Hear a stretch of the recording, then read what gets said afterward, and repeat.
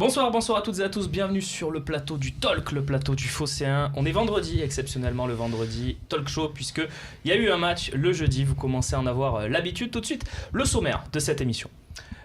Évidemment, il sera question de ce match contre Caen avec Patrice Garande qui affrontera Rudy Garcia. On parlera également de Patrice Evra, forcément, le cas Patrice Evra. Il y a eu un petit problème avec le sommaire, mais je vous le fais comme ça, en freestyle total. Bravo. Patrice Evra, on parlera aussi de ce match contre Guimarães qui était vraiment un match en bois.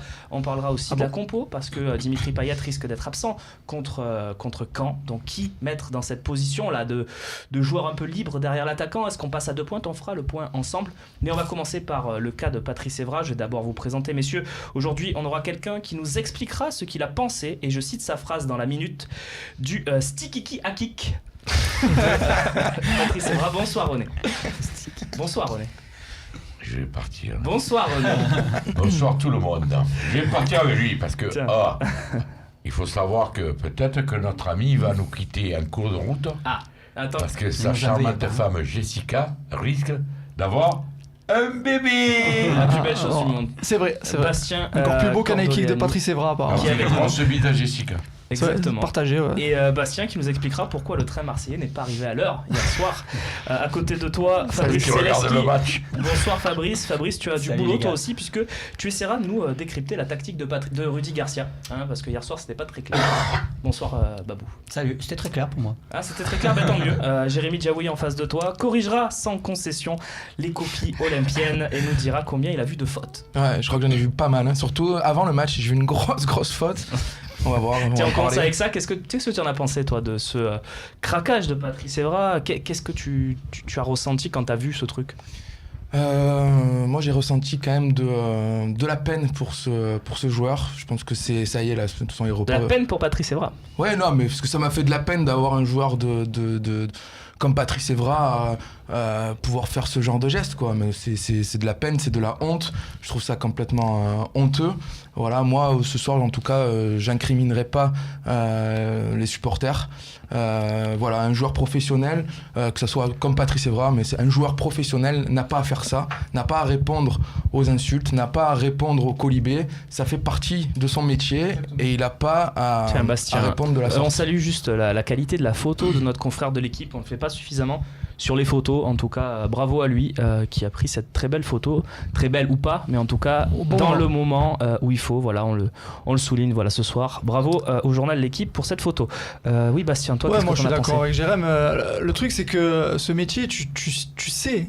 Tu le connais, et surtout lui, il a 36 ans, il y a quand même beaucoup de bons côtés, il y a aussi des mauvais côtés.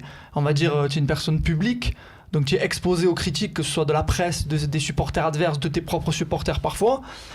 Bon, après, c'est pas des garçons à plaindre, alors à un moment donné, il doit savoir se tenir. Qu'est-ce qui se passe dans sa tête là, à ce moment-là? Là, à mon avis, voilà, il faut que notre ami Patrice Evra, il arrête le football. Je respecte tout à fait sa carrière. René l'a dit ce matin, il a très bien raison, personne ne lui enlèvera son palmarès et la carrière qu'il a fait. Personne ne lui enlèvera non plus aussi ses petites casseroles, parce que c'est pas la première fois non plus qu'il dérape. C'est pas la première, ouais. Le garçon est quand même coutumier du fait. Mais voilà, qu'il aille faire une chaîne YouTube comme Cyprien et Jérém Star ou qui veut. Jackie et Michel. C'est pas une chaîne YouTube. Mais c'est pas une chaîne YouTube. Mais si ça l'intéresse, qu'il fasse ça. Mais le football, c'est plus pour lui. Voilà, le football, c'est plus pour lui. Très bien. Point avis tranché en tout cas. Fabrice, est-ce que tu comprends, toi? T'as des coéquipiers qui ont déjà dérapé, qui sont allés frapper des gens du public? Ouais, mais moi, mes coéquipiers n'étaient pas professionnels. Ils n'ont pas le salaire de Patrice Evra. Le problème, c'est ça. Non, effectivement, je suis d'accord, c'est indéfendable. Tu penses qu'il va se faire virer? Je pense qu'il y a de grandes chances, et notamment je me suis posé la question quand il y a eu toutes ces affaires avec Aurier et Kurzawa, tout ça, et je me moquais un peu de Paris. Je me disais, c'est là qu'il faut taper du poing sur la table. Si tu es un grand club, il faut montrer que... Et là, quand on se retrouve dans cette situation, je me dis, il va falloir le faire. Qu'est-ce qui va pouvoir se passer là? Licenciement pour faute grave? Ils vont essayer de trouver un truc? Je pense qu'il va falloir faire quelque chose comme ça. Logiquement, une mise à pied déjà pour la semaine prochaine. Et après la semaine prochaine. Non, mais si c'est respecté comme dans une entreprise normale, c'est-à-dire toi demain tu fais ça à ton travail, ou Jérémy ou moi, on a une mise à pied.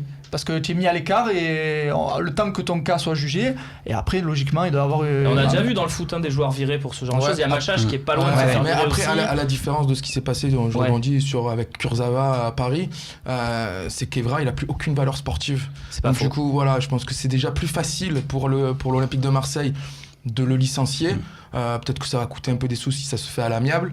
Mais dans tous les cas, c'est vrai que Aurier, ils en ont quand même tiré plus de 20 millions d'euros. Là, cet été, Evra, par tu peux exemple. plus, tu peux même pas le vendre. C'est-à-dire que même s'il partait au mercato d'hiver sans problème, ce qui est une garantie, c'est qu'il partait libre. En même temps, je sais pas s'ils ont pas perdu plus avec Aurier, parce que 20 millions, s'il n'y avait pas eu tout ça, c'était peut-être un gars qui en valait 40. Hein. René, je crois que tu voulais préciser un truc, parce que regarde, on parle du supporter là. Oui, A-t-on des nouvelles du supporter sabatté par Evra? Que risque-t-il d'ailleurs? Il risque évidemment, comme Evra, d'être jugé, que ce soit par le pénal ou par aussi l'Olympique de Marseille qui pourrait l'interdire de stade, par exemple, etc. Oui, mais qu'est-ce que tu voulais préciser? Le supporter, non, avant de préciser, le supporter, il n'y a pas de preuve qu'il a fait quoi que ce soit. Il est déjà rentré sur le terrain alors qu'il était en tribune, il n'a pas le droit. Rentrer sur le terrain. Moi, voilà, ce que je voulais, c'est compléter un petit peu, parce que je reçois plein de réponses sur Twitter, Facebook et tout, je voulais compléter. Complète, mon ami. Ce que j'ai dit ce matin dans la minute. En aucun cas, je n'excuse un supporter qui fait 1000 km aller-retour pour aller insulter un joueur qui a ton maillot. Moi, je n'ai fait des déplacements, j'en fais plus parce que t'es pas à la limite d'âge. L'âge, évidemment. Non mais ça mais tu ne fais pas un déplacement pour aller insulter tes joueurs. Le linge sale, c'est lave en famille. Si quelque chose arrivera, le mardi, les entraînements ouverts au public, tu vas là-bas, tu dis que tu as envie, tu l'engueules, tu dis viens ici, bim, babou. Mais dehors, non. D'accord. Je n'excuse pas le supporter. Ça, je sais que je le ferai jamais et je ne trouve pas normal qu'un supporter... Alors c'est vrai qu'on a des griefs qu'on arrivera, mais à côté de ça, je suis d'accord avec Bastien, la réaction d'Evra, elle est incompréhensible. Elle est hallucinante même, messieurs. Elle est incompréhensible. Ça veut dire que si Evra, quand il fait insulter et tout, il avait passé outre, il serait passé devant les supporters, il serait s'asseoir et tout. Aujourd'hui, moi, je dirais, voilà, les supporters, vous partez en couille, vous allez là-bas pour insulter les joueurs.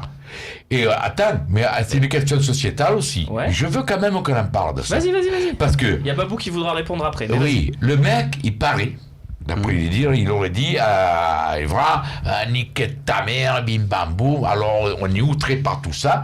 Mais c'est une question sociétale.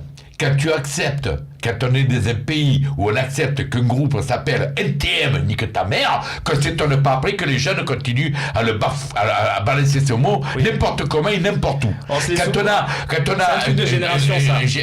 Zinedine Zidane qui file un coup de tronche à un Italien, tout est pardonné à Zinedine et on continue. Et Cantona qui file un coup de pied aux supporters adverses, d'accord, mais c'est toute une accumulation de choses qui, ça c'est pas grave, ça c'est pas grave, ça c'est pas grave. Et on arrive à une histoire de Patrice Evra, qui pour ça, je condamne le geste de Patrice Evra. Non mais on comprend ton point de vue, mais quelque part, très clair. Je me dis voilà, c'est une accumulation de choses qu'on a acceptées jusqu'à maintenant, notamment dans le milieu, en dehors du sport, comme ce NTM, et qu'on ne s'étonne pas après que la jeunesse maintenant, elle soit comme ça. Ah oui, très bien, c'est très clair, la précision méritait d'être le cas. Après, c'est peut-être aussi un truc sociétal, je sais que nous, enfin, moi au collège, au lycée, ça arrivait souvent quand on s'insulte nos mères, mais bon, c'est un truc sociétal. Jérémy, tu peux témoigner. Oui, mais ça écoute, ça c'est depuis ta génération. Oui, et depuis NTM, c'est sûr. Moi, voilà, moi, à mon âge, quand tu étais minot, tu risquais pas de parler comme ça. Après, les insultes dans les stades de foot, ça a toujours existé. Je pense que depuis que le foot existe.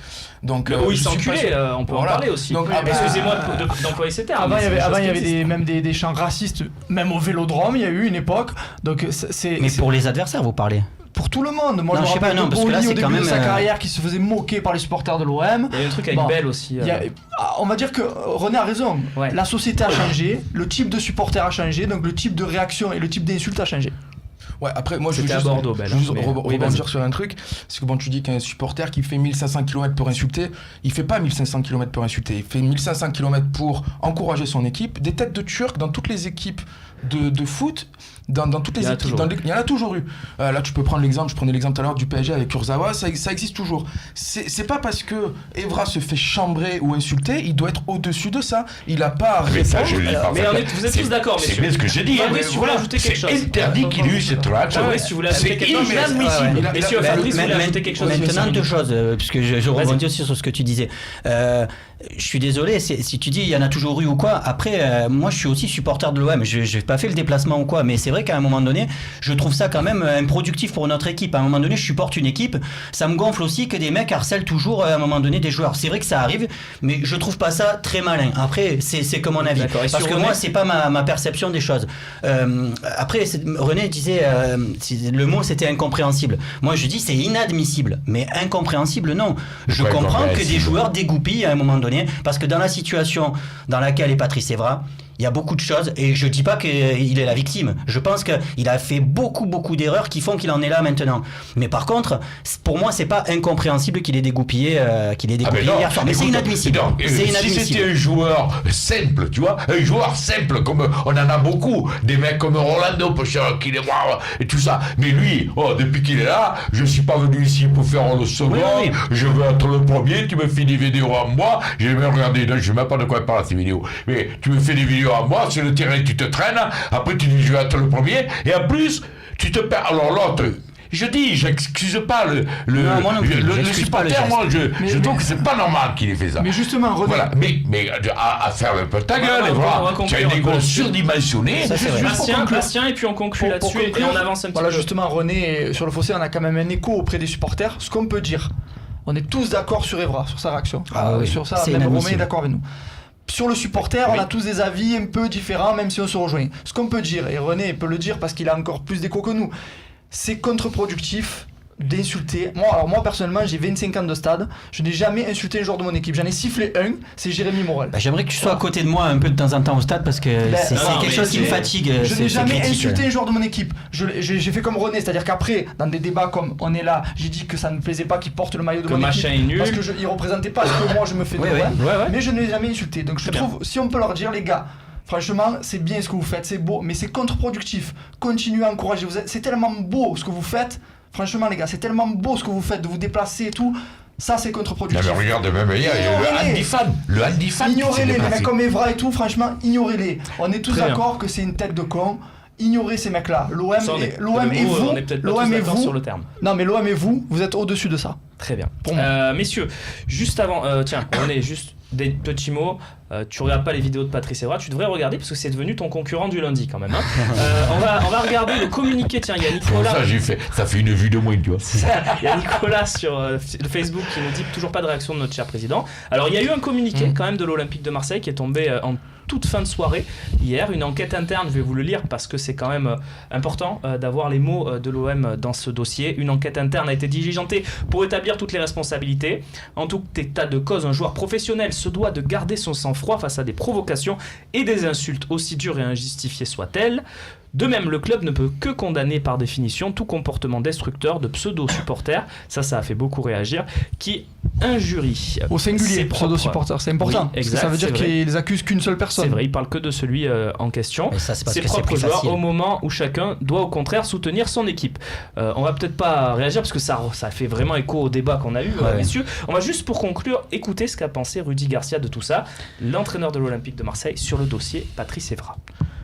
La première chose que je peux dire, c'est quand on est effectivement un joueur expérimenté comme l'est Pat Evra, on ne peut pas se permettre de répondre aux insultes, combien même elles sont inacceptables. On avait la chance d'avoir plus de 500 de nos supporters ici et je les remercie d'être venus. Par contre, il y a un pseudo-supporter, parce que celui-là n'est pas un supporter de l'OM, qui a insulté Pat et donc l'un de nos joueurs, et ça, c'est pas admissible. Pour moi, c'est pas à Rudy Garcia de parler de cette histoire-là. Voilà, c'est à Jacques-Henri Hérault, voire à Zubizarreta, qui est quand même le directeur sportif. Voilà. C'est un des dirigeants de prendre la parole. Alors, il y a eu un communiqué qui a été non, mais là, il répond à une question, Garcia. Oui, mais c'est le seul qui a communiqué. Ça fait quand même 24 heures qu'a eu lieu le match. Le communiqué officiel, Jérémy, ça fait office de communication quand même. Moi, je pense que vu la gravité du geste qu'a eu Patrice Evra hier, de l'histoire qu'a eu avant le match, je pense quand même que voir une conférence de presse de la part de Jacques-Henri Hérault avec Zubizarreta était totalement justifié, plutôt que de lâcher un communiqué dans la nuit. C'est très bien ce que tu dis. Moi, d'ailleurs, c'est mon avis. l'appel est peut-être lancé. Demain, il y a une conférence de presse à la commanderie Ouais, avec mais Florian avant- Thauvin et Rudy Ouais, Garcia. mais c'est conférence de presse normale non, mais de- peut-être que juste d'avant-match. avant cette conférence de presse, on aura la visite du président qui viendra dire quelques mots, peut-être. Ou au fossé. Non, à la commanderie, évidemment. Voilà, donc parle on verra. football, hein, On c'est observera ça. ça demain. Tu veux parler foot? Ah oui, s'il te Enfin, plaît. parler foot. Parler, On va parler du match qu'on a vu hier soir. C'est pas sûr que ça on va soit parler du foot. rectangle vert. Rectangle vert, évidemment. Le match en bois. Guimarães Olympique de Marseille 1-0, pardon. C'est la deuxième partie de cette émission.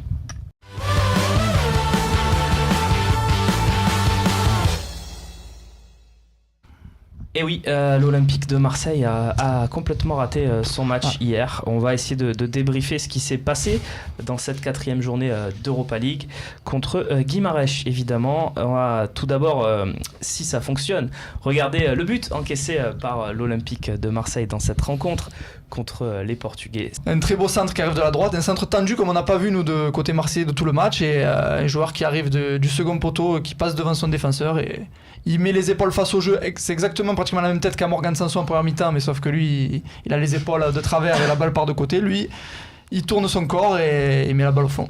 Joli but, effectivement. Ouais, Mandanda, qu'est-ce qu'il fait là? Tiens, et c'est intéressant ce que tu Non, parles. je déconne parce que tu vois, moi, Il aime. Ah là c'est imparable. On parlait des occasions justement de l'OM, parce qu'il y a des occasions pour Sanson, tu le disais sa tête.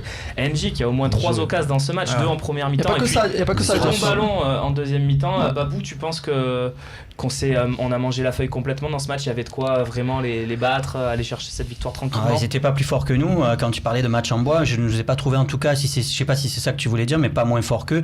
Ça a été un match où on a non, pas meilleur, j'ai pas dit le contraire, mais je pense que ça a été un match où surtout on a été défaillant à la fois dans le réalisme, enfin en tout cas ou dans le réalisme ou dans le nombre d'occasions créées. Je pense que l'animation offensive a été défaillante. Par contre, après sur le mais attends, René il aurait mis l'occasion d'NJ en deuxième mi-temps, là, lancé en profondeur.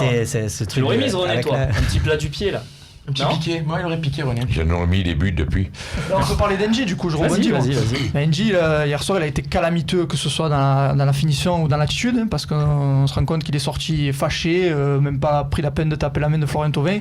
Ça, à la limite, vous allez me dire, c'est un détail, mais c'est encore. Non, moi je trouve pas que ce soit un détail. C'est encore un caprice de Moi, je trouve footeux, ça- quoi. moi, je trouve ça grave encore une fois. Non, mais ce qui est grave surtout, c'est qu'il est. C'est beaucoup de choses Il graves est dans ce match. mais je trouve ça grave, il est moi. complètement à côté de son match, dans l'engagement et dans la manière d'aborder un match de Coupe d'Europe. Vous allez me dire comme tous les joueurs, mais bon, il prétend une place de titulaire en pointe. Et alors, bon, tous les joueurs de l'OM hier soir, tu dis? pratiquement tous, on va Et en dire. tout cas, tous les offensifs, Babou, Sanson, Oui, Lopez voilà, et là, je suis Germain. d'accord. Tous les offensifs. C'est une Après, j'ai catastrophe. pas vu. Moi, que je trouve des- qu'on rentre pas dans un match de Coupe d'Europe de cette manière, on peut pas. On peut pas collectivement rentrer dans un match de Coupe d'Europe. C'est la Coupe d'Europe. Oh. On René. est regardé par le monde entier. Ouais, mais. René, on a été défaillant ou Ouais, pour toi on a été lamentable. Ah oui. Ouais, moi, je dis c'est lamentable, d'autant que je leur en veux encore plus par rapport à la prestation qu'ils ont fait contre Paris Saint-Germain. Un degré moindre contre Lille, quand là-bas on est allé gagner. Là, tu te vautres lamentablement devant Guimarães, et c'est là que je leur en veux, sinon je gueule pas. Si je sais qu'on a des joueurs moyens Ouais. de milieu de tableau, ça va, mais vous avez prouvé la putain de la bonne manière que vous savez jouer. Tu comprends ce que je veux Ouais, dire? tout à fait. Vous parlez du jeu en fait. On va Vous parlez pas du inclure- jeu, de quand on a le ballon. Voilà, j'inclus pas Garcia dedans parce que voilà, L'engagement, je suis moins d'accord avec vous. le pote là qui s'est. Tiens, pourquoi ne pas Voilà. avoir titularisé Mais Mitroglou ça d'entrée? va pas bien dans ce que je veux dire. C'est Kiki05. Voilà, un Mitroglou, il arrive, il manque de temps de jeu, il n'a pas le temps de jeu, tu as l'occasion idéale de le mettre là. Vous êtes Tu tous me- d'accord avec ça? Non. Tu me lèves au milieu du match, Alors, tu me lèves Gustavo qui est le patron de l'équipe. Putain, base- Garcia, déconne pas. De base, je suis pas d'accord. Mais après coup, il met un 4-4-2. Voilà, C'est-à-dire, ça fait des semaines qu'on réclame un 4-4-2 Ouais. avec Mitroglou, Alors Germain. pause, messieurs.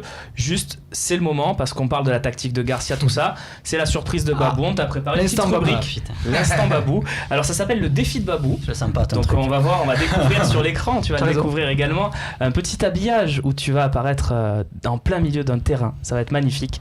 Et cet instant de Babou, le défi de Babou, tu as 30 secondes pour nous expliquer la tactique de Rudy Garcia hier soir, ce qu'il a voulu mettre en place.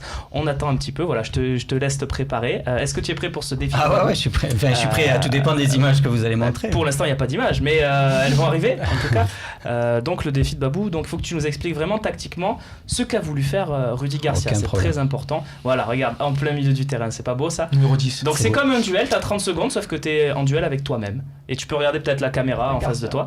Voilà, est-ce qu'on est prêt en régie? On est prêt, c'est parti, explique-nous tout ça. Alors, la tactique qui a été mise en place, c'est un 4-4-2. Donc, ce qui est très simple, c'est que je le dis souvent, dans une animation défensive et une animation offensive, dans une mise en place.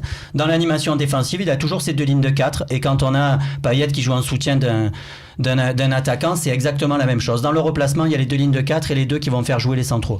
Après, par contre, dans le côté offensif, il a essayé de mettre en place ces deux joueurs devant qui vont un petit peu embêter une défense à 4, donc face à deux défenseurs centraux.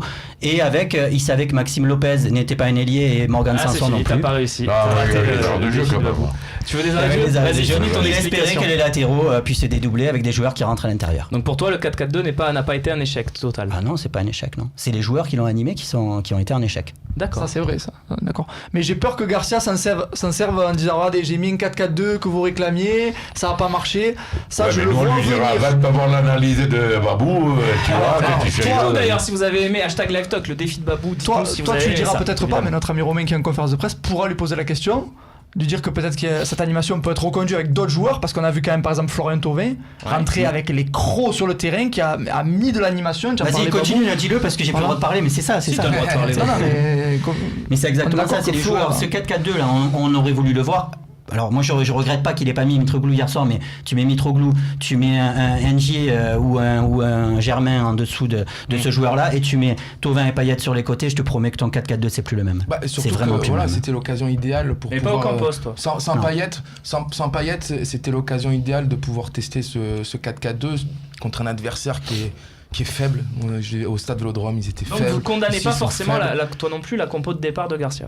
Le schéma tactique en 4-4-2, je le condamne pas. Non mais la compo avec tout le turnover, si, tout parce ça. que moi j'aurais mis Mitroglou. On me dit depuis le début, Germain il est nul parce que il joue tout seul en pointe. Mitroglou il est nul parce que on n'a jamais le ballon, donc c'est pas un joueur qui va te servir. Là, tu risques quand même d'avoir le ballon contre Guimarães. Il connaît le championnat portugais et c'est là où il a marqué tous ses buts. Je me dis, Mitroglou avec Germain, c'est l'occasion idéale. D'accord. Et il met Germain avec NJ, je suis pas sûr que ça soit la bonne combinaison. Dernière question de ce débrief, et tiens, c'est René qui va commencer. Lopez, Sanson et Germain, que se passe-t-il? C'est vrai qu'on a l'impression qu'ils ont totalement disparu. C'est Tizi Hank qui nous pose cette question sur Twitter. #LiveTalk, allez-y, Twitter, Facebook, le forum. Il y a les questions-réponses aussi en fin d'émission, René. Mais c'est vrai que Lopez... Bon, on peut pas toujours le couvrir. Bon, il n'en est pas en ce moment. Non, il n'en est pas du tout. Voilà. Sanson, il me déçoit encore plus que Lopez, parce que quand même, au départ, c'est pas la même stature. Sanson, il a quand même un statut supérieur. Il me déçoit autant que Lopez, alors que le petit Lopez, moi, il faut pas que je dise, je veux pas dire du mal de Lopez, et puis c'est fini. Alors, je reconnais qu'il est pas bon, mais ça s'arrête là. Germain, il a expliqué, je sais pas qui c'est, Babou ou Bassier. Germain, il a jamais joué dans un système de jeu qui l'avantageait. Ben moi, si je peux non, sur les trois noms. Il est tout seul. Il est de longue et scellé, ce mec. Alors, il est un peu moins bien, mais sur les trois noms, le plus décevant, c'est Sanson. Ah ben oui. Sanson, l'année dernière, il est pas d'accord alors. Ah oui, moi c'est Germain, mais bon, chacun sait. Voilà. Ben moi, Sanson, je vais vous expliquer pourquoi, parce que en deuxième partie de saison l'année dernière, pour moi, c'est celui qui influe le plus sur l'équipe avec ses passes décisives. D'accord. Oui, non, mais là, maintenant. Là, à Lille, il a marqué, il a été catastrophique. Je l'ai dit à France Bleu, pour moi, ça a été le plus nul sur le terrain. Contre Lille. Malgré son but, il a été aux abonnés absents. Et là, pour moi, c'est celui qui me déçoit le plus. Après, Germain, j'ai la naïveté, peut-être que je me trompe, de croire que si tu le mets dans de bonnes conditions, c'est un bon joueur. Moi, hier, en une action, je sais pas si vous vous rappelez, l'action, elle part de la droite. Il fait appel contre appel. Le ballon lui vient dans la surface. Remise de la tête pour NJ, très intelligente, là où 9 joueurs sur 10 auraient tenté de marquer. C'est NJ qui la met au-dessus. On va dire qu'avec un autre attaquant, ça peut faire passe décisive. Donc j'ai la naïveté de croire que Germain, il a des qualités pour jouer en 4-4-2. Après, peut-être que je me trompe et qu'il est devenu. Non, mais juste un chiffre. Lopez, 71 jours sans marquer. Et il a marqué que contre Ostende et Domzal. Non, mais après. Non, mais si n'importe qui fait ces stats-là, si Mitroglou il marque pas pendant 71 jours et qu'il marque que contre Ostende et Domzal, il se fait ouvrir en deux, Mitroglou. Et là, Germain, non, il a des qualités, le petit Valère. À un moment donné, il faut peut-être planter, quoi. Alors, écoute, je suis peut-être naïf, mais je pense qu'il dans une autre approche de match où tu as la possession du ballon, tu peux te servir d'un mec comme Germain mieux que ça. Mais après comme au Sinal dans l'oreillette, Mitroglou a coûté plus cher aussi, mais c'est un exemple évidemment. Mais après, tu vois, le coup de mettre les trois joueurs sur les mêmes plans, je suis pas trop d'accord. Parce que Lopez, il est jeune, il vient du centre de formation, il s'élève, il essaie de voir. D'accord, donc. Parce que Sanson, on l'a pris. On est allé le chercher. Germain, on est allé le chercher. Ils sont Sanson, arrivés. première recrue de l'ère McCourt, il faut le rappeler quand même. La première. Ils sont arrivés tous les deux Certains ont dit que avec c'était la un meilleure autre recrue, statut que Lopez. Du mercato d'hiver. Lopez, il est en plein doute en ce moment peut-être, mais c'est peut-être un cap difficile à lui de passer pour devenir ce que étaient Germain et Sanson quand on les a pris. On doit avancer, messieurs, dans cette émission. Je sais que vous aviez tous encore quelque chose à dire, au moins toi et toi, Babou, sur ce débat. Mais il faut qu'on fasse le point aussi sur le classement et le calendrier de cette Europa League, parce que l'OM, c'est peut-être un peu compliqué la tâche, ou pas. On va voir ça tout de suite.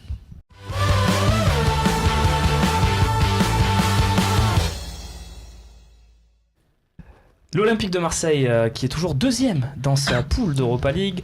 Pas d'image de ce pauvre match entre Salzbourg et Konyaspor. J'ai l'impression que les supporters de ces deux équipes ont aussi assisté à une purge. Comme quoi, il n'y a pas que nous qui avons souffert hier soir. C'est pas le groupe de la mort, là, c'est le groupe des morts vivants. C'est ça, c'est Halloween. C'était Halloween sur la pelouse ce jeudi. On est deuxième en Ligue Europa, quatrième en championnat. Et de quoi on se plaigne? Non, et donc l'OM est à 2 points de Salzbourg, sachant qu'il y a un match au Vélodrome contre Salzbourg. Bastien, toi tu me disais, il suffit de gagner les 2 matchs, c'est mathématique. Mathématique, tu gagnes les 2 prochains matchs, tu es premier de la poule et tu t'assures un 16e de finale contre un 2e de poule. Mais bon, encore faut-il les gagner, sachant qu'à l'extérieur on est catastrophique. On va à Konyaspor qui a encore une chance de se qualifier, donc ils vont pas te recevoir avec des robes. Et Guimarães aussi a une chance de se qualifier, donc le match de Salzbourg sera peut-être aussi compliqué. Oui, non, mais là dans tous les cas, de toute façon, là on a 2 matchs couperés, donc il va falloir les gagner. Et il faut rentrer autrement dans un match de Coupe d'Europe. Mon Dieu, messieurs, la Coupe d'Europe, c'est l'histoire de l'OM. Mais c'est incroyable quand même. Moi, la Coupe d'Europe, c'est ce qui a fait que je suis devenu amoureux de ce club. Et je suis pas le seul dans ce cas. Et moi, juste sur la capacité de on va revoir le classement s'il te plaît, Nicolas. Mais on a aussi le scénario catastrophe qui serait l'OM perd contre Konyaspor et Salzbourg en même temps gagne contre Victoria. Et bien l'OM est quasiment éliminé. Tout à fait. Parce que le dernier match c'est Konyaspor-Victoria, donc Konyaspor gagne. Et nous, même si on bat Salzbourg, on reste derrière ces deux équipes, donc on serait 3e. Donc attention, ce match de Konyaspor, on peut peut-être dire adieu à la Coupe d'Europe sur ce match.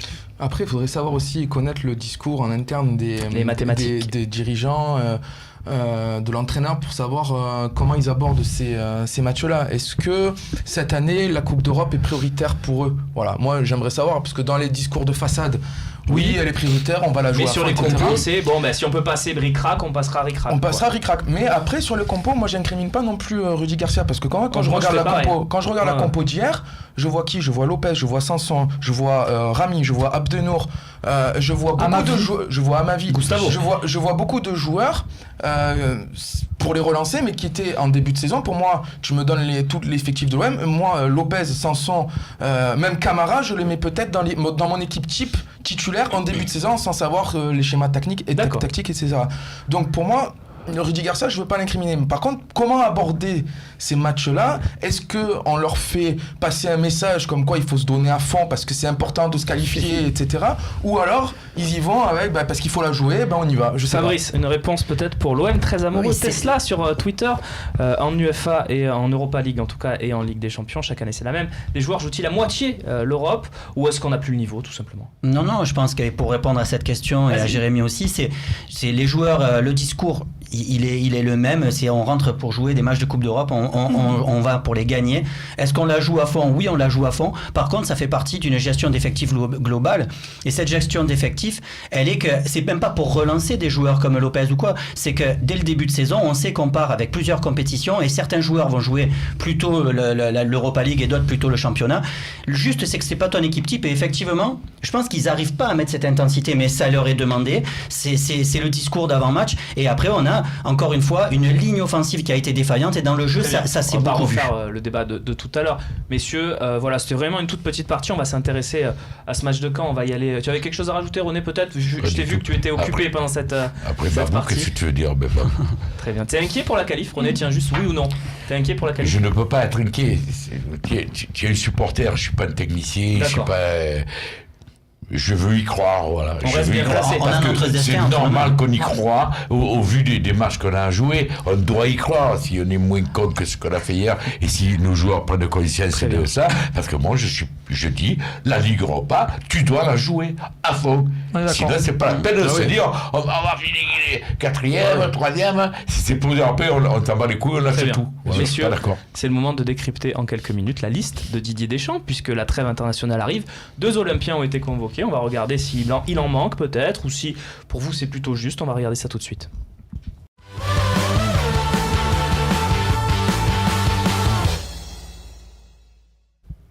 La liste de Didier Deschamps s'est tombée hier également pendant la journée, donc on la découvre ensemble avec surtout au niveau des gardiens, on peut remarquer l'absence de Lloris.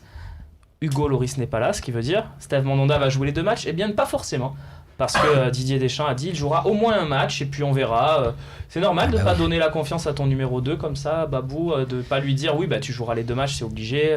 Moi je pense qu'il va tester Areola aussi, donc c'est obligatoire que Mandanda joue au moins un match, parce que si jamais Lloris vient à être blessé de longue durée... Mais contre l'Allemagne, alors pas contre les Pays de Galles. Non, mais peu importe, mais en tout cas Mandanda doit jouer, ça c'est sûr, parce que c'est quand même lui qui devra prendre la suite, mais après il faut préparer aussi l'après après ces 2-là, et je pense pas que ce soit Costil. Ah oui, non, ça... il vaut mieux pas. Quand on voit sa saison à Costil, même s'il avait bien commencé, là c'est un peu difficile. René, est-ce qu'il manque un joueur de l'OM? Il n'y a que Thauvin qui a été convoqué. On rappelle que Payet est certainement absent dû à sa blessure, évidemment. Un peu comme Kanté ou Lloris, des joueurs comme ça. Dans le micro, c'est mieux peut-être. Il y a Mandanda et Thauvin. Qui tu veux mettre le plus? Il y avait Rami et Amavi, par exemple, la dernière fois. Il faut attendre. Oui, Amavi, attendons quand même un petit peu encore. Il est très bon à un club. Pour toi, il est moins bon que Digne et Kurzawa? Parce que c'est ça la question. Pas qu'il est moins bon, c'est que je veux me le garder chez moi, j'ai pas envie qu'on me le blesse, et puis voilà. Non, mais bon, messieurs, vous répondez à cette question. Jérémy. Ouais, moi à ma vie, je le prends. Pour moi, il est du même niveau, voire meilleur que Kurzawa. Donc, ah oui, carrément. Il a d'autres qualités, je trouve. Franchement, je trouve meilleur que Kurzawa. Vous avez trouvé bon hier soir à ma vie? Non, parce que moi j'ai trouvé. Il a le droit de rater un match. Il a été sensationnel. Mais sincèrement, quand je vois les matchs de Kurzawa, quand je vois les. Alors ouais, il a mis un triplé, bon. Mais à ma vie, pour moi, il a sa place autant que Kurzawa dans cette équipe. Et puis moi, tu vois, je te dis un truc. Pas que je m'en fous, l'équipe de France. Mais moi, j'aime pas quand mes joueurs ils vont en équipe de France. J'ai toujours peur qu'ils se blessent, qu'ils nous manquent après à nous. Alors, je sais que c'est con comme réaction. Thauvin, s'il est utilisé comme les dernières semaines, il se blessera pas. Ah oui, d'accord. Mais voilà. Là, il va jouer, je pense. Parce que là, j'espère que Didier Deschamps va faire un peu des tests. Alors, oui, il avait pris à ma vie, non? Il avait pris. À ma vie et Rami étaient arrivés pour remplacer des joueurs qui étaient forfaits, et c'est arrivé pendant le stage. Donc, c'est bien, comme ça leur fait des sélections, ils jouent pas, ils se blessent pas, et tranquille. Thauvin, vous pensez qu'il va jouer, Babou? Je l'espère surtout, mais je pense que Didier Deschamps va lui donner un petit peu de temps de jeu, parce que là on est là pour faire des essais quand même, et le fait qu'il fasse venir le jeune Pavard, c'est aussi ça fait partie, pour moi ça montre qu'il va faire des essais et qu'il va pas faire jouer son équipe. Ça montre aussi qu'on est à la cave au poste d'arrière droit en équipe de France, parce que derrière tu prends qui si tu prends pas Pavard en fait? Pourquoi il va jouer arrière droit? Moi j'ai compris qu'il était central ou numéro 6 quand il jouait arrière droit en Allemagne. Arrière droit, pas. Mais tu prends qui si tu prends pas? On est sinistré arrière droit. On est sinistré latéraux. Il y a que Bounassar, latéraux en France. Et il peut pas prendre Bounassar. Pourtant on lui a soufflé l'idée. Mais Sidibé, il est quoi? Il est blessé là du coup? Sidibé est blessé et l'autre c'est qui? Il n'y en a pas d'autre. C'était Sagna, mais il est là. Sagna est là. Voilà, donc il faut bien trouver quelqu'un. Amoros apparemment il est au bar là. Voilà. Et puis un petit mot voilà donc sur Thauvin, vous pensez qu'il va avoir du temps de jeu, vous l'avez dit. Rami, c'est normal qu'il y soit pas pour finir cette partie équipe de France. Pour vous, il est inférieur aux 4 défenseurs centraux qu'on voit. Il fait une très bonne saison, mais il est quand même dans une défense qui prend 3 buts à Strasbourg et 2 buts contre Paris. C'est pas illogique qu'il y soit pas. Clairement, individuellement, il est moins bon que les Koscielny ou Mtiti. Et puis si tu es dans une logique de groupe, comme dit Babou, c'est peut-être la fin pour Rami plus que d'autres. Oui, Rami sera là pour dépanner, il le sait, je pense que c'est clair avec Deschamps, mais pour les 4 là sont indéboulonnables. Il sera dans les 30 pour la Coupe du Monde, mais il sera coté à la fin, c'est ce que tu es en train de dire. Par contre, pour moi, c'est un scandale qu'il n'y ait pas Patrice Evra. Non, je rigole. Messieurs, on va passer au match. On sort un peu les blagues, là, c'est le moment, c'est la mi-émission, c'est le moment où on se lâche un petit peu, et puis on va parler un petit peu de l'absence de Payet, qui devrait de nouveau être forfait, et c'est le thème de la partie 5 de cette émission.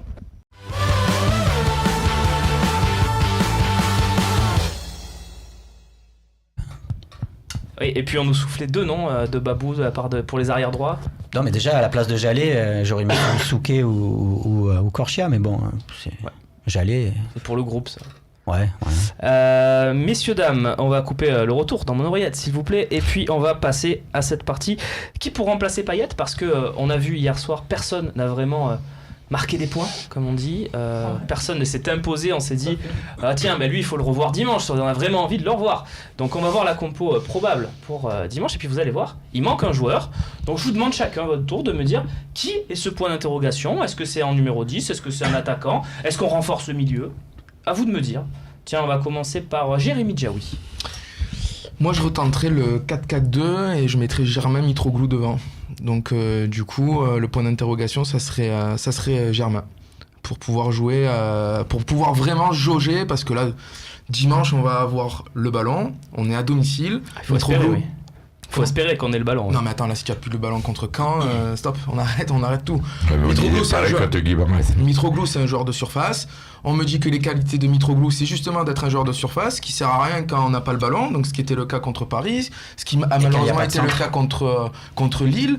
Donc et Cabella là, avec Cabella il est ouais. Et Jamel Belmadi sinon on peut le mettre. Non mais après voilà, au moins j'aimerais vraiment essayer Germain de voir. Pour toi. Germain, voilà, associé avec Mitroglou. Germain aussi. Ah oui. Ah bon, oui. D'accord. Je pense que c'est vraiment la compo que il mérite Germain d'y être pour toi, René? Quoi? Il mérite d'y être Mais il mérite d'y être parce qu'enfin on le verra vraiment dans cette configuration 4-4-2 à côté de Mitroglou. On verra vraiment la configuration pour laquelle il a été pris lui. Tu fais partie des gens qui fantasment de voir ce Germain Mitroglou enfin? Oui. D'accord. Ah oui. Ah oui. Et je le dis depuis longtemps. J'aime bien quand tu me réponds juste oui. Ah oui. C'est moi, très bien. Je vais pas changer d'avis du jour au lendemain. Et sinon, je te passe pour un con. Ça fait des semaines que je dis, il me tarde de voir cette composition 4-4-2. Babou, qui c'est ce point d'interrogation?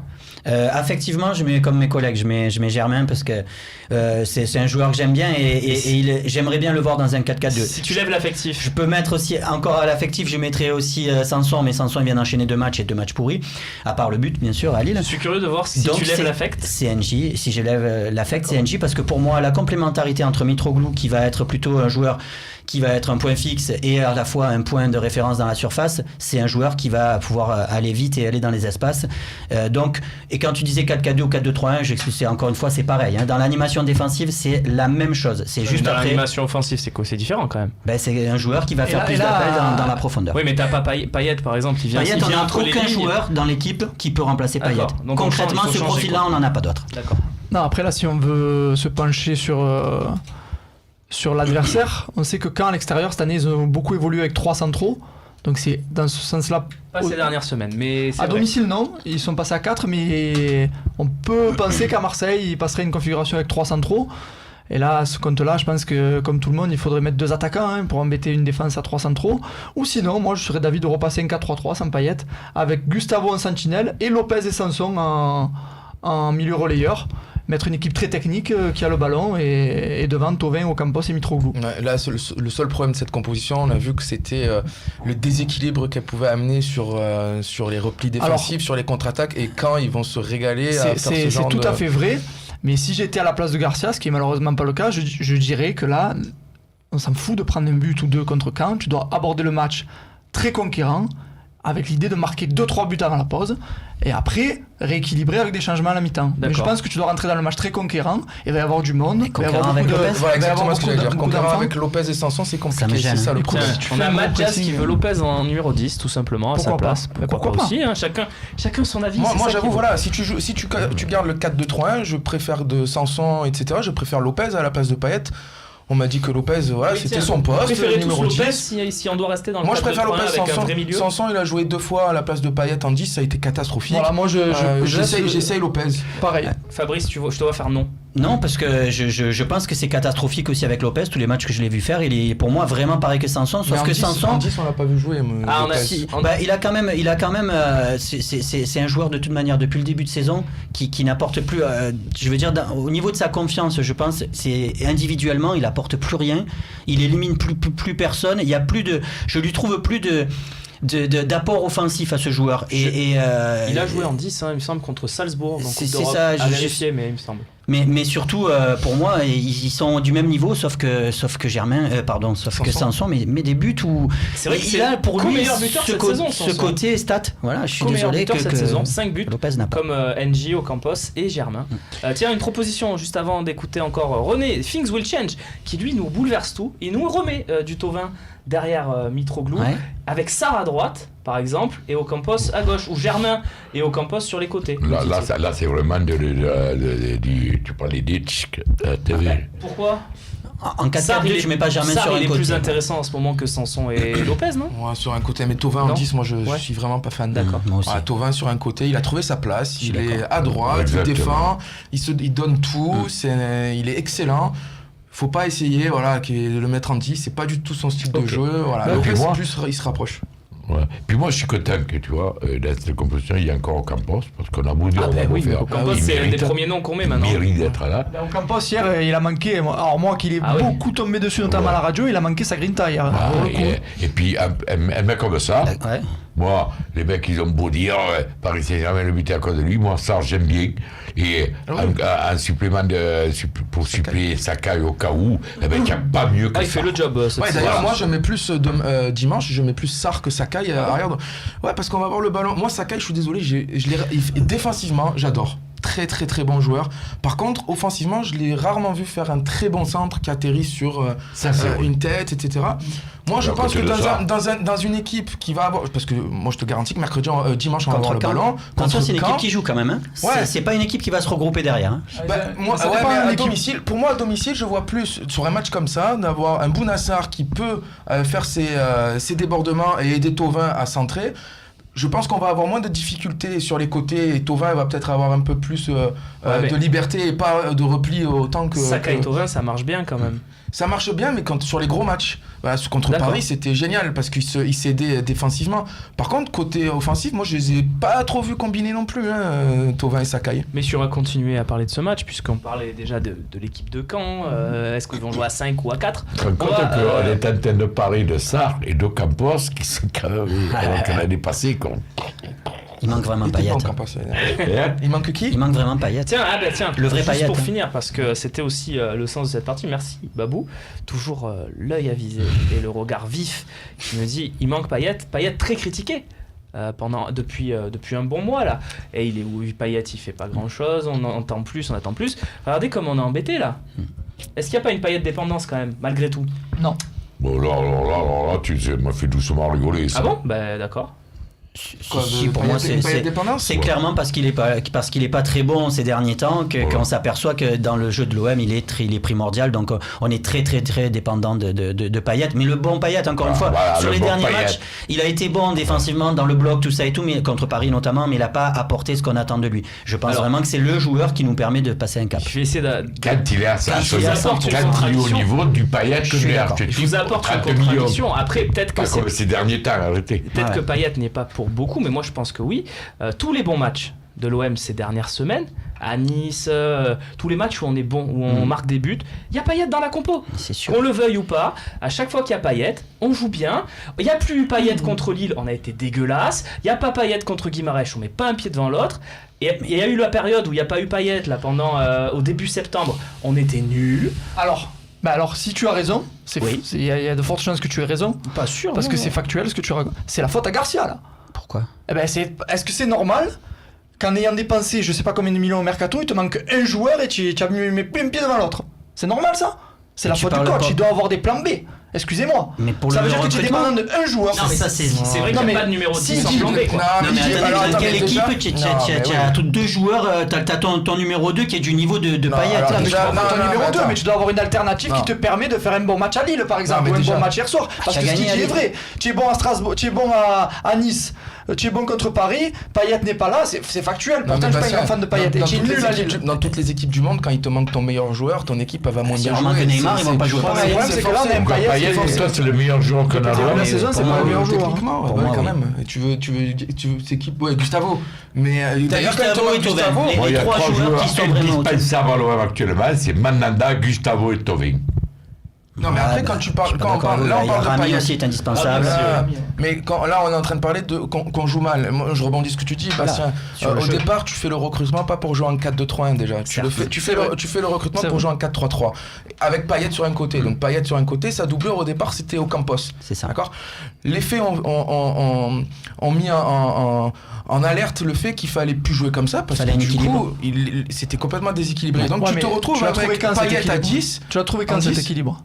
Tu le retrouves Que quand tu- tu mets Payet en 10 Oui, mais et tu l'as deux trouvé quand? En défensifs. début de saison, pendant la saison, Non, pendant non, la non, saison. il s'est adapté quand même. Bah, pendant la Ouais, mais saison, il s'est adapté, mais c'est un mauvais boulot. Alors, soit on a deux discours, soit il a bien bossé pendant l'été et il a réussi à s'adapter, ou soit il a Ah, mal je suis pas préparé d'accord son avec coup toi, et il s'est Bastien. retrouvé. Vas-y, et c'est défends-toi. déjà- Moi, je trouve qu'un entraîneur, justement, Et on c'est ce qu'on là-dessus. reproche à certains et qu'on a reproché à Mitchell et qu'on a reproché moi, que j'ai reproché à Bielsa aussi souvent, c'est de pas s'adapter justement. Et pour moi, c'est une qualité de s'être adapté, c'est-à-dire qu'il a préparé d'une manière et quand tu t'aperçois que tes joueurs ne sont pas capables pour l'instant, parce qu'encore une fois, je dis pour l'instant parce que c'est pas dit qu'un jour ils ne reviennent pas à son 4-3-3, mais pour l'instant, Maxime Lopez et Sanson ont été défaillants dans ce registre-là. Je pense que ces défaillances, tout à l'heure on parlait d'équilibre, je pense pas que le 4-3-3 ça a déséquilibré, c'est les joueurs, en tout cas Sanson et Lopez, qui ont fait qu'il est devenu déséquilibré parce qu'ils n'étaient pas performants. Donc je dis pas pense qu'il est responsable qu'il de s'est tout. adapté. Les joueurs ont Ouais, une part de ouais. responsabilité, mais moi je pense que si ce que dit Romain est vrai, Garcia a une grosse part de responsabilité. Moi, je parle du On principe. conclura sur ça, René. Parce qu'il y en a beaucoup. Je peux. Mais on conclura sur ce Voilà. que tu dis. Moi, je pense qu'il y a beaucoup qui croient que je me pas Payet, alors que j'ai rien contre Payet. Mais on le sait que tu tout, là. l'aimes pas. Mais non, pourquoi j'aime pas vrai, Payet? je rigole. Non, j'aime. Mais c'est comme quand tu vas au restaurant. Là, tu manges le steak, il n'est pas trop bon, tu Seigneur, vas s'il te payer plaît. 10 euros. Tu vas même au restaurant à côté, il n'est pas meilleur, mais tu l'as payé 40 euros. Tu te dis, oh, je l'ai payé 40 euros là. C'est beefsteak. Là, oui, mais là, je l'ai payé que 10 euros de je m'en contente. Quand tu as payé un joueur 30 millions, tu attends quand même autre chose Ouais. que des joueurs qui t'ont payé 3 ou Ouais, 4 mais millions. je suis désolé, mais je Moi, suis je trouve désolé ça, Romain moi. pour toi, tu m'as dit on conclut, mais Vas-y. suis on très parlait tout à pratique, l'heure moi, de Nice et tout Tant ça, pis, on et aura on moins de temps parlait, pour parler de Caen. Hein. on parlait de Sujet non mais passionnant. juste très vite, on parlait de Payet un peu moins bon, mais je suis désolé, même quand il est un peu moins bon, c'est lui qui met l'équipe dans le bon sens, dans les contre-attaques, tout ça, on parlait de Nice ou quoi, mais C'est quand le il sel est là, et le poivre sur même ton- s'il sur ta- est c'est pas le sel et le excellent, poivre sur ta viande. c'est ça. Et mais hier, on attends, a il a vu les pas mauvais trop de choix sel qui ont et été poivre. faits. Et Payet fait les bons choix, même s'il les fait pas bien en ce moment techniquement, mais les bons choix, ils sont faits. Non, mais je veux mettre les choses au point. Je n'ai rien contre Payet. Qu'on arrête de me casser les couilles. Tu n'aimes pas Payet. Je vois pas pourquoi Parti. j'aimerais pas Payet. Moi, du moment qu'il a le maillot de l'OM sur les épaules, j'adore les joueurs. Voilà. Avant match, on va parler de ce match contre Caen, 17h dimanche, avec moins de 72 heures de récupération. On sait que Rudy Garcia en parlera demain à la conférence de presse. On va regarder ce qui peut nous attendre avec la compo de Malherbe.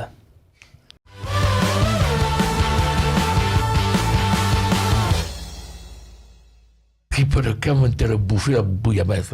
Les tripes de Caen ont-elles bouffé la bouillabaisse? Pourquoi pas, René? Oh. Mais tu l'as dit à l'antenne, hein, c'était déjà à l'antenne. C'est trop tard. Tu regarderas évidemment le replay, hein, comme tu fais à chaque fois sur le Phocéen. Messieurs, la compo possible de Caen, parce que tu nous l'as dit, Bastien, c'est vrai que ça joue des fois à 5 derrière, mais j'ai regardé sur les 4 derniers matchs de Ligue 1, extérieur et domicile compris, ils ont joué en 4-4-2. Oui. Donc peut-être quand même qu'il va maintenir son 4-4-2, parce que Caen, on le verra tout à l'heure au classement, fait une sacrée saison. Oui, tout à fait.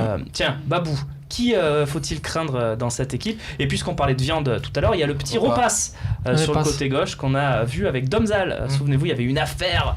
Ouais, pourquoi quand on le laisse jouer contre l'OM, on a peur de lui alors Il qu'il avait blessé Rami. Ouais. c'est vrai. Babou, qu'est-ce qu'on Alors. craint de cette équipe? Parce que sur le papier, ça fait pas non plus. Je vais te dire ce qu'on doit craindre et avant que René m'engueule, c'est vrai qu'on ne doit pas avoir peur de Caen. Mais, non, parce que souvent tu nous dis ça va, on va pas avoir peur d'une équipe comme ça quand même. Mais Non, mais là, par contre, quand même. Alors, micro. très important, Rodelain, Santini, c'est une doublette qui fonctionne très bien. Rodelain très technique, un joueur très bon, très fin, avec Santini qui va bouger nos deux défenseurs centraux et le fer de lance Ferré qui joue dans une position de milieu défensif et c'est pour ça que tout à l'heure quand on disait Depuis cette saison. voilà. Pirlo. Et quand on nous dit, tu disais tout à l'heure, on va avoir le ballon. Je dis Julien quand même que Pirlo. quand tu te présentes avec une équipe comme ça, avec Ferré en numéro 6, c'est quand même que tu as envie quand même de posséder le ballon parce que c'est pas un joueur de récupération. Repasse et Basile sont deux flèches sur le côté qui vont travailler énormément. C'est à la fois des besogneux et à la fois des... J'ai une question. Oui, bonjour. Bonsoir. Vas-y. Aïd Benasser. Blessé. D'accord. Blessé un mois. Parce que j'ai Ah, vu sûr. les 2 derniers matchs de Caen et c'était le Ouais. meilleur Canet. Il est Maître à très, jouer. très bon. Donc c'est Évidemment. une très bonne nouvelle qu'il soit pas là. C'était le meilleur joueur de Caen, premier relanceur très propre. Et là où je suis d'accord, pour moi le plus technique c'est Hervé Basile, gaucher qui joue à droite, qui va tirer tous les coups de pied arrêtés. Faut faire attention à C'est pas mal. D'accord. Il y C'est aura pas de mal. la place. Il y aura de la place au milieu. De Waouh. toute façon. Mais là, tu vois, une équipe comme ça. Ouais, tu vois, voilà, c'est ça, je savais. Envoyé Donc, à cette attendez, composition, j'attends. tu es assuré de voir un bon match dimanche. Si il y a cette composition d'équipe, parce et que rien ne garantit Ah, qu'il y aura ça. Oui, non, mais Il modifie souvent Garand. Voilà, exactement. Il S'il y a a aussi ça, fait un milieu à 3-5-2. 3 avec un meneur de jeu, une sorte de losange, il l'a Ouais. déjà fait. Ouais. Enfin, Non, mais on est sûr de voir du beau ballon et quand il y a un encap une équipe joueuse, l'OM est bon. Moi, je suis sûr d'un truc. fini sur J'ai ça. envie de parler quelque Après, il y a chose. les questions-réponses et c'est important. Tchekembeng, c'est Tchekembeng. Non, Oui. non, c'est notre. Allez, Alors, merci. lui, C'est un autre. Merci Voilà, Jérémy c'était pour ça cette que je voulais dire. intervention. Je voulais parler On va de regarder Tchekembeng. le classement. Son cousin. Le classement. Non, c'est un jeune joueur formé à Caen. Son frère. J'ai pas son prénom en tête. sûr que c'est 21 pas points T'es pour. sûr que c'est Oui, pas je Tchekembeng. suis sûr. Il joue à Saint-Etienne et il a repris cette semaine. Certain. Tchekembeng. Il est catastrophique. Certain. Donc Paris, Monaco, Lyon, Marseille. On a déjà eu le débat avec l'Olympique Lyonnais. Ça va être certainement nos rivaux cette saison. C'était ce qui était ressorti du débat. Je crois que c'était la semaine dernière ou lundi. au Lundi, talk. je crois. Voilà, c'est ça, Babou, merci. Nantes, juste en embuscade. Et puis déjà un certain écart avec Saint-Etienne. Et Caen, surprise de ce Qui est début de quand saison. même à 7ème, c'est pas vilain. Et hein. Caen, c'est à 3 points de l'OM. Donc imaginons l'inimaginable. Et il serait à égalité de points avec l'Olympique de Marseille. Deuxième C'est à partie du tableau. égalité, mais devant par rapport au Gavage. Parce Et que non, on nous, on serait est devant. plus 4 et eux plus 3. Mais Non, donc, ils si sont nous à battent, 0, c'est qu'il y aura des buts. ils sont à en plus. 6-0. 100 à 0. Bah Allez, 2-0. Et beaucoup de si bêtises si dans nous cette battent 3 à partie. 0. Évidemment, oui, mais là c'est plus que On reste à 0, comme dirait. Et on salue évidemment le LOSC qui est 19ème, comme on fait à chaque talk, évidemment. On passe aux questions-réponses, messieurs. J'ai envie d'y aller de suite. Allez, feu. Donc c'est Ah ouais, parti, on feu. parle pas de classement.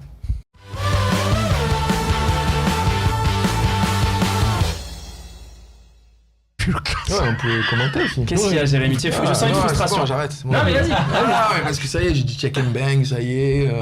Tu voulais parler de quelque chose en Il particulier? voulait voir le Qu'est-ce qu'il y a classement. Non, je voulais voir, je crois qu'on allait le commenter, je sais pas, non, c'est pas grave, non, juste les C'est équipes. Adama Mbeng. Ah voilà, ouais. Bon, alors je parlais qu'Adama. Il va provoquer un penalty ou il finit pas le match. Je voulais dire ça sur Mbang, je le dis quand même sur lui du coup. Peut-être, hein.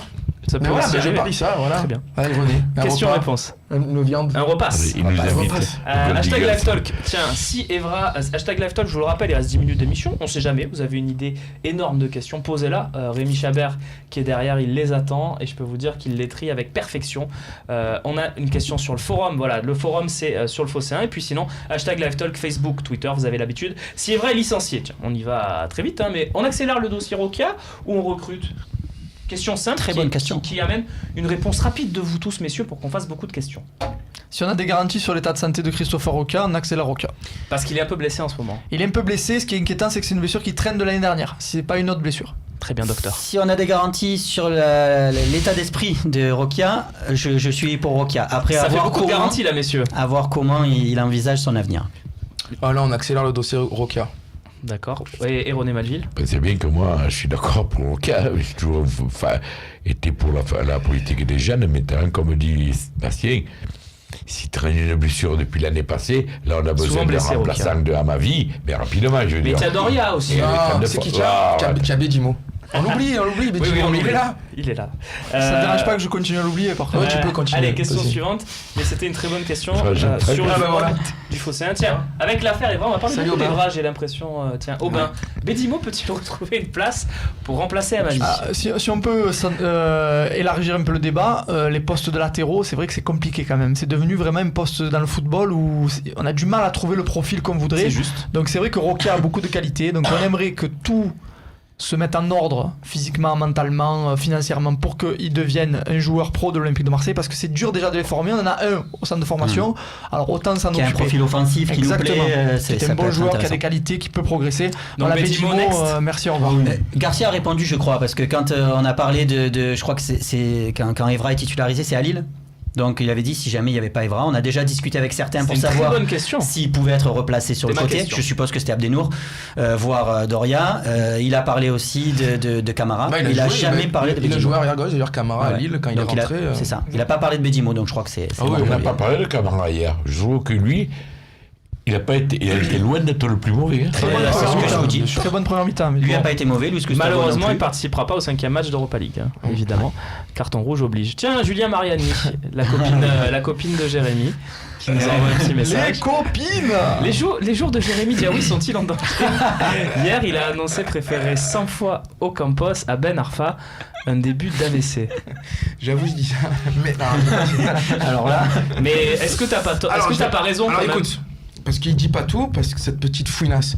Parce qu'en fait, on a regardé fouinasse. Fouinasse. On a regardé le match ensemble.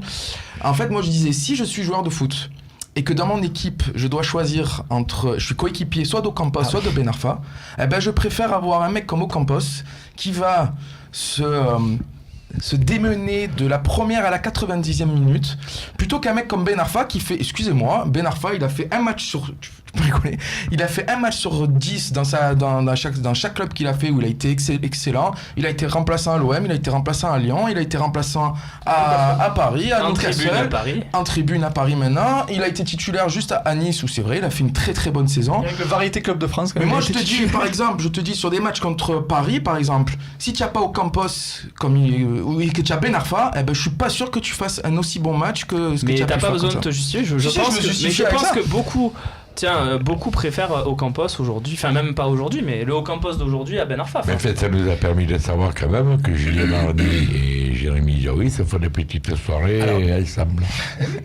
C'est tous les soirs ça, non? Ouais, tous les soirs. Ouais. À la maison, chez eux. Ils préparent le petit-déj. Pour le coup, un Ben Arfa sur le côté, je suis d'accord avec Jérémy, je préfère Ocampos parce qu'il va travailler, mais là où je rejoins Julien, c'est un Ben Arfa derrière l'attaquant, ça je le sens bien ça. Un Ben Arfa à l'OM dans un 4-4-2. On parle bien d'Atem Ben Arfa. Ouais, on parle bien d'Atem Ben Arfa. Là où il n'aurait pas beaucoup à défendre parce qu'on sait qu'il défendra pas. Sur un côté, je le prends pas, il défendra jamais. Tu auras tout le temps un couloir. Après, pour Julien, on n'est pas fou quand même techniquement, il y a pas photo entre les deux. Ah oui, mais évidemment. Mais moi, si on parle dans la globalité, Ben Arfa, il est en train de passer à côté de sa carrière.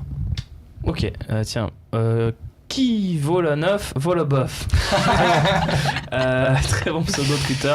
J'ai envie de rester sur ce Rien pseudo. que sur le pseudo déjà.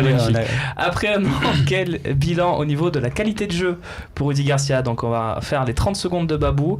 On va lui mettre son petit écran. Non. Encore? Comment? Non? Tu veux pas? Non. Bon alors fais-le sans le petit écran. Ben, je sais que beaucoup de monde râle sur la qualité de jeu, donc oui, effectivement, mais pour moi, c'est des choses qui sont en train de se mettre en place et ce qui compte en premier, c'est pour moi, hein. Après, je comprends que pas tout le monde soit comme moi, mais les résultats sont plus importants. Le fait qu'on soit 4e et qu'on en soit là, je sais que d'autres préféraient Bielsa et qu'on finisse pas dans les 5 premiers, j'entends aussi. Mais pour moi, c'est plus important les résultats. Aussi, ouais, mais avec l'effectif qu'il avait et en étant premier, avec des adversaires un peu moins bons aussi. Non, là, je pense que vraiment le plus important du plus important, c'est d'être qualifié en Ligue des Champions. Et qualifié en Ligue des Champions, même dans les 2 premiers, parce qu'on voit que même quand tu es 3e, tu as 2 tours très très compliqués. Pas l'été prochain, non, ça va devenir un tour. L'été prochain ou l'été encore d'après? Je crois que c'est encore l'été d'après, je suis pas sûr. Donc là, si tu finis 3e, t'as qu'un tour? Vérification dans les prochains jours. Donc si tu finis 3e, t'as qu'un tour. En tout cas, 3e, c'est un objectif. Bon, ça en est un. De toute façon, on le voit cette année, on a tout fait pour être 4e. Putain, qu'est-ce qu'on se fait chier tous les jeudis avec cette Europa League. Donc, qu'on me dise plus que c'est bien de 4e. Non. Cette année, il faut. Même on a fait l'année dernière. Oui, mais je te dire, l'Europa League. L'objectif, c'est pas d'être européen. L'objectif, c'est la Ligue des Champions. L'OM, il nous dit. Si tu es 4e, mais que tu joues la Coupe d'Europe avec les crocs, que tu montres des valeurs exceptionnelles, c'est bien. 4e, tu fais pas le tour préliminaire. Non, Bastien, oui, je suis d'accord avec toi, mais l'Europa League, c'est intéressant quand tu arrives peut-être à aller au quart de finale. On le voit, au stade, je suis allé contre Guimarães, il y avait 9000 personnes. Il n'y a pas d'engouement. Il te faut la Ligue des Champions. Ils nous disent au club il faut faire mieux que l'année dernière, 4e c'est bien. Mais c'est normal qu'ils disent ça, ils communiquent comme ça, mais tu crois quoi dans sa tête, Garcia? Et tu crois qu'il est pas à fond sur la 3e place ou la seconde? Je suis sûr qu'il la vise. Non, par contre, ce serait une bonne nouvelle que les 3 premières places soient qualificatives directes. Ça, ou un tour, c'est tout, Yuri? Ah non, on dit qu'il y a quand même un tour avec Bastia. Ouais. On vérifiera. Moi, je te dis, c'est l'année d'après. Tiens, non, mais moi, je te garantis une chose, c'est qu'au mercato d'hiver, j'attends beaucoup du mercato d'hiver. Au minimum 2 joueurs, sinon 3, qui renforcent quand même cette équipe. On a beau dire, on n'a pas faire, on n'a pas une équipe de peintres, faut pas déconner quand même. Non, d'accord, bon. On a de quoi faire mieux. Et il y a de quoi faire mieux. Si tu prends 2 ou 3 joueurs majeurs cet hiver, pas des jeunes en devenir, parce qu'on n'a pas besoin de ça, on a besoin de joueurs majeurs. On aura le mercato des consultants qui va bientôt arriver et tu pourras nous donner 3 joueurs de ton choix pour renforcer l'effectif. Je te laisse bosser là-dessus. Non, mais t'inquiète. Et Nimo qui nous pose une question. Je te fais confiance pour bosser là-dessus parce que tu sors des noms quand même. Des fois tu trouves des trucs. Ouais, il m'a dit un jeune là, Evra, tu m'as dit. Evra, ouais. C'est ça que tu m'as dit tout à l'heure. Nimo 8. Peut-on parler du préparateur physique de l'OM? Je garde un mauvais souvenir de Pintus. Trop de blessures musculaires. Il y a beaucoup de blessés musculaires, vous trouvez, ou pas tant que ça cette saison? Il y a Payet, c'est un peu à répétition, c'était musculaire, mais à part Payet, il y a eu Rami, mais bon, c'est sur un gros tacle, qui a eu d'autres comme blessés. Niveau musculaire. Il y a Abdenour qui a eu. Abdenour, mais il est déjà arrivé un peu blessé. C'est Paolo Rongoni, le prépa physique. Justement, pour moi, Camille me l'a soufflé dans l'oreillette. Et c'est même plus que ça. Il a été nommé directeur de la performance et il a fait venir des préparateurs physiques cet été, Paolo Rongoni. Donc, Après, je sais pas si c'est Mais plus tu que dans trouves qu'il y a d'autres il est clubs. critiquable là sur la gestion. Il est critiquable peut-être sur notre engagement, des fois sur nos entames de match. Peut-être qu'il y a quelque chose à revoir sur l'échauffement Sur d'avant-match. les blessures. En tout cas, donc. là où il n'est pas critiquable, c'est que par exemple, vous parliez tout à l'heure de la titularisation de Mitroglou. Je suis persuadé que ça, c'est un discours avec les préparateurs physiques. Et si Mitroglou n'est pas aligné, ils viennent d'enchaîner 2 matchs d'affilée, c'est parce que Peut-être. on risque la blessure. Avec notre cellule médicale, là, c'est héros, je lui reproche un peu aussi, qui m'a viré. Mais hein. quoi, il y a beaucoup trop de blessés, tu trouves, cette saison? Non, il y en il y en a a quasiment pas tant que pas. ça. Non, mais du temps où il y avait les Bodo. Oui, il est parti lui-même, hein, Bodo. Non, il est parti parce qu'on l'a fait partir. Il est faux. Ok, Hein Très bien, très bien. je te crois. On l'a fait partir, alors que c'était un top niveau. Dernière question, on fait rapidement ça. C'est Kieran Lampard, un des fidèles de cette saison du Talk. Après cet intérieur sport exceptionnel, El Bomboro de André-Pierre Gignac, Gignac n'a-t-il pas trouvé toute sa légitimité à devenir à terme l'ambassadeur de l'OM en Amérique du Sud? Mais pourquoi en Amérique Alors, du il n'a Sud jamais mis les pieds en Amérique du Sud, évidemment, Kieran, fais attention, c'est l'Amérique centrale. Ou l'Amérique du Nord, à la limite. Toute l'Amérique Nord, Sud, Centrale. Est-ce que toi aussi, l'Amérique... Christophe Colomb est un moderne, Dédé Gignac. Est-ce que toi aussi, l'Amérique, René, tu veux la voir? Alors moi, j'aimerais aller en Amérique. Mon rêve, c'est un jour d'aller en Argentine. On s'en fout. Voilà. Tu fais ce que tu veux. Après, pour Prends un moi, billet bon. d'avion, vas-y. Non, mais voilà. Vas-y, va Pourquoi voir tu un vas peu. Parce que j'ai pas que le j'ai temps. pas- parce que j'ai pas Et parce qu'il n'y a pas de cassoulet Parce là-bas. que je veux manger des steaks comme ça. Alors, mais si tu vas en Argentine, tu problème pourras de manger de steak. très bons steaks. Mais oui, mais il faut connaître aussi là, c'est quoi. Partout, c'est comme bah si oui. tu vas à Cassandari, ben j'ai le cassoulet. Si tu vas dans un bout, Ouais, tu je manges un t'appellerai mauvais Florent Pagny, cassoulet. il va te Si tu vas à la rencarder, Bastille tranquille. d'Anjou, tu manges un bon cassoulet. Bon, un mot, Il y en a quelqu'un avec- quelqu'un a vu cet Gignac, intérieur sport? Gignac, on veut le récupérer quand même. Il faut que ce joueur-là, quand il finisse sa carrière, il finisse chez nous. Parce que ambassadeur Un joueur ou quoi que ce soit. Non, pas un joueur. Ambassadeur ou peu importe, mais ça, c'est un joueur qu'il faut que tu aies dans. Entraîneur? Si tu veux être un grand club. il faut- Entraîneur? Peut-être pas entraîneur de tout de suite. Entraîneur, hein. Il faut lui Non, parce laisser qu'il a le dit temps. qu'il voulait le il avait devenir, dit hein. que ça Bah, il faut lui laisser le C'est temps un de passionné de s'aguerrir. hein. football quand même, donc c'est. Et puis il connaît le depuis la- football, ça ouais. se voit. Il Est-ce connaît. que Gignac, entraîneur, tiens, pour finir, un oui ou non, un jour à l'OM, ça vous plairait? René, oui ou non? Dans l'OM actuel, avec tous les projets, tout ça. Je ne pense pas Non. apte à Oui ou devenir non? entraîneur. Il est Non. trop nerveux, il est comme si moi tu me dis, Fantin, voilà, tu n'es pas né à gifle. Quoi. Moi je dis oui, pourquoi pas. Babou? Ouais, pourquoi pas aussi.